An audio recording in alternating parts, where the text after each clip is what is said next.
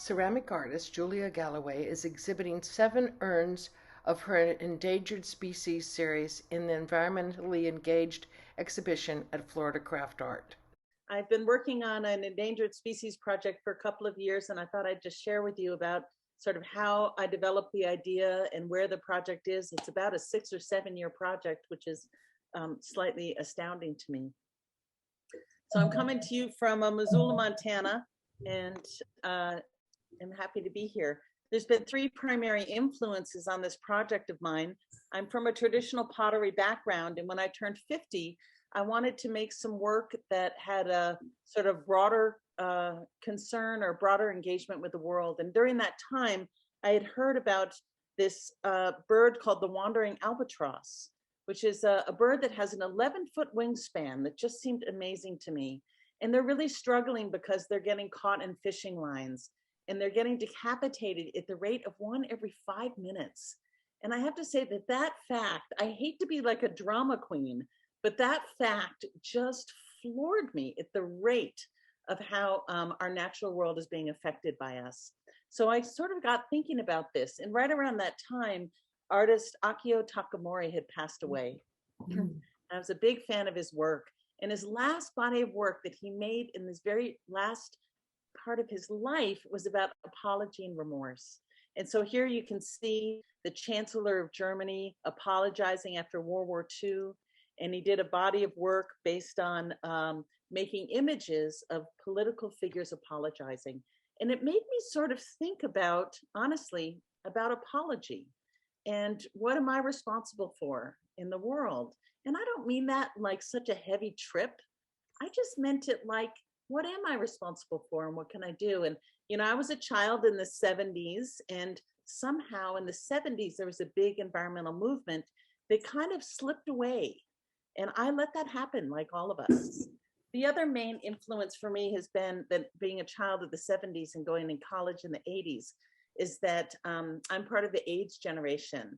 And when when ACT UP got involved with AIDS and it made this quilt, the AIDS quilt, the NAMES project, it made something that was relatively invisible, visible.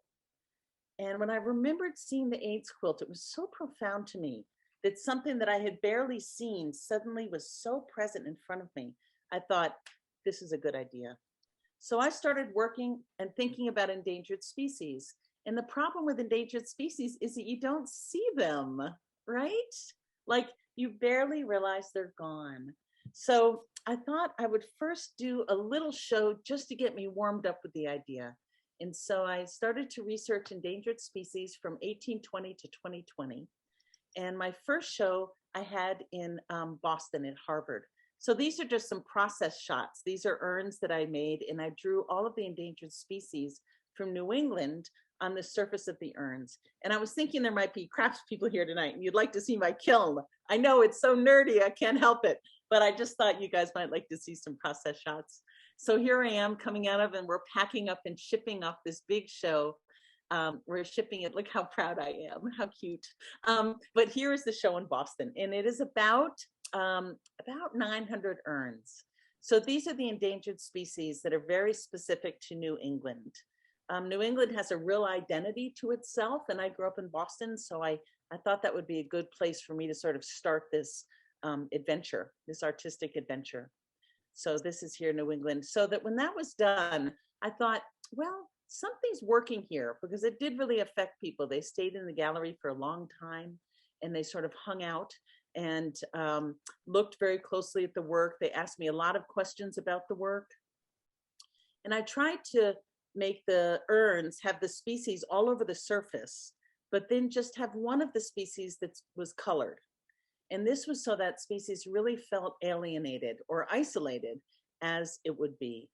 So I was trying to figure out how to really represent that on the urns. And these urns are about human scale. They hold about a gallon of ash, which is for maybe a normally fit 6-foot man would fit in one of these urns. So here we go. So one thing that was kind of interesting to me when I started to work on these urns is that honestly, some species were a little bit yucky to me. like the catfish with all the stuff hanging out of their mouth, and then this is a leech on the right. And I had to really figure out some way to love all of the species, even if I didn't love them. And that was really a trial for me to look at species I thought, like spiders, kind of freaked me out, right? So I had to really like let go and work on it. After the New England show, I started to learn how to carve. And it seemed like this sort of way of lifting up the urns even more, having this detail of carving. So these are sort of the very early carved urns that I've been working on. And this is what's actually in the show in Florida, work that looks like this. So I wanted to spend more time on each urn, and I wanted to make each one sort of more detailed. I felt like if we have driven you out of extinction, the least thing I can do is spend 2 days carving you. Do you see? That sounds so altruistic, and it sort of is. But I felt very strongly that I wanted to be dedicated to these species. So these are sort of examples of these most recent urns that I've been doing. And the pieces that you have in Florida are similar to this. So, so the other part, a little bit about making this work, is sort of the relationship between, we can look at this while I explain, but the relationship between making work that's about the environment, but also working in a way that's environmental. Look, working with clay, I'm strip mining, comes right out of the ground. Firing clay, that's using electricity. There's no question about this, right? So I've been working very hard in trying to figure out what kind of studio practices can support these values. So one thing I've come across is that this is my clay body. So any potters, this will look familiar to you. So this is my clay body. And I became very interested in here in flint. It's one of the main ingredients in my clay and glaze. And so I went to this county and I found where the flint mine is, right? So this is in Illinois. And then here's the flint mine right here, right?